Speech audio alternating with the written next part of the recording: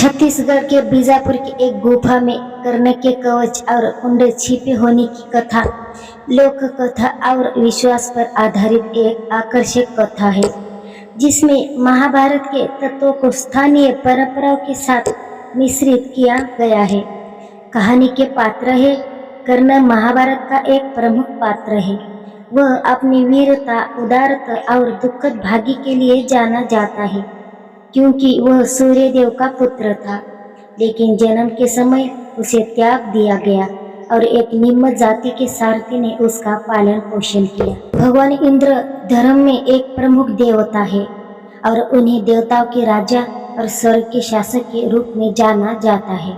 उन्हें गड़गड़ाहट, बिजली और बारिश से जोड़ा जाता है और अक्सर उन्हें ऐरावत नामक एक सफेद हाथी पर सवार दिखाई जाता है। महाभारत के मुख्य पात्रों में से एक अर्ना अपनी अद्वितीय वीरता और उदारता के लिए जाने जाते हैं। कुंती और सूर्यदेव के घर जन्मे उन्हें जन्म के समय दिव्य कवच और कुंडल उपहार में मिले थे, जिससे वे लगभग अजय हो गए थे।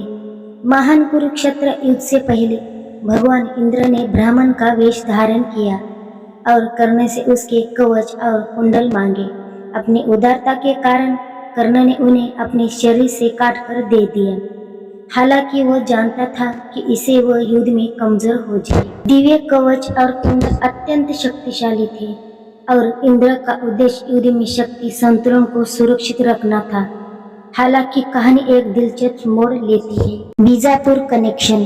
पौराणिक कथा कर्ण के कवच और कुंडल को छत्तीसगढ़ के बीजापुर की एक रहस्यमयी गुफा से जोड़ती है।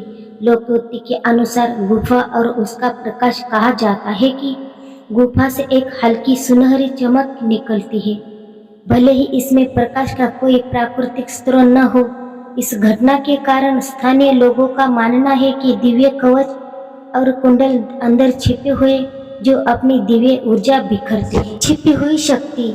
किंवदंती को अनुसार जब इंद्र ने कवच और कुंडल लिए तो उनकी दिव्य शक्ति इतनी अधिक थी कि देवताओं के राजा इंद्र भी उन्हें स्वर्ग में नहीं ले जा सके। उनकी दिव्य ऊर्जा के भारी वजन उन्हें अभिभूत कर दिया और उन्हें एहसास हुआ कि ये पवित्र वस्तुएं स्वर्ग में मौजूद नहीं हो सकती।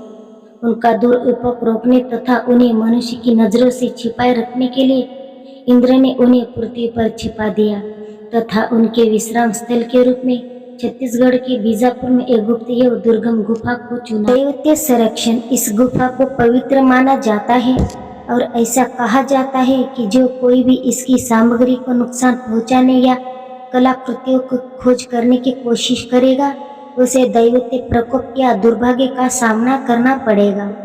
इस विश्वास ने खजाने की तलाश करने वालों को रोका है और इस स्थल की पवित्रता को संरक्षित किया है।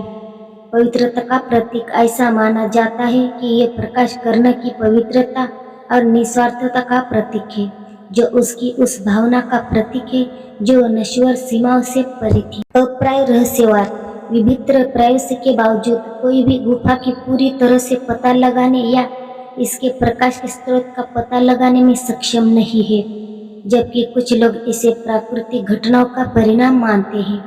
अन्य लोग इस बात पर जोर देते हैं कि ये आध्यात्मिक शक्तियों द्वारा सुरक्षित। सांस्कृतिक और धार्मिक महत्व। बीजापुर गुफा की कहानी स्थानीय लोक कथाओं का हिस्सा बन गई, जो तीर्थयात्री और जिज्ञासा अंगतुर का आकर्षित करती है।